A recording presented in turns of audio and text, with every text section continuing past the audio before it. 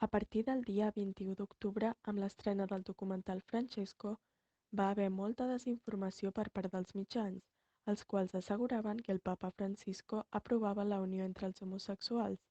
Fins i tot, es va publicar una fotografia falsa del pontífex alçant una bandera LGBT. Tot això és totalment fals. I ara escoltarem les verdaderes declaracions del papa.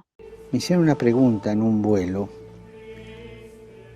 Después me dio rabia por cómo la transmitió un medio, sobre la integración familiar de las personas con orientación homosexual, ¿no?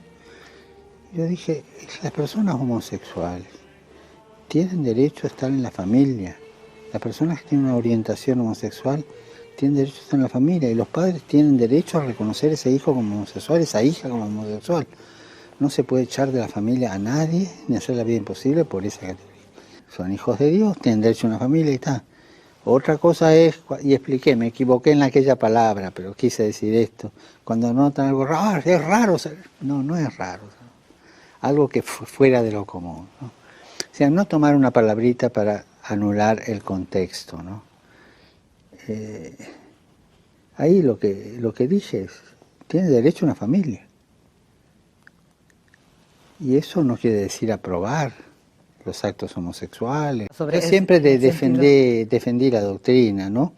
Y curioso, en la ley de matrimonio homosexual, yo defendí siempre, es una incongruencia hablar de matrimonio homosexual.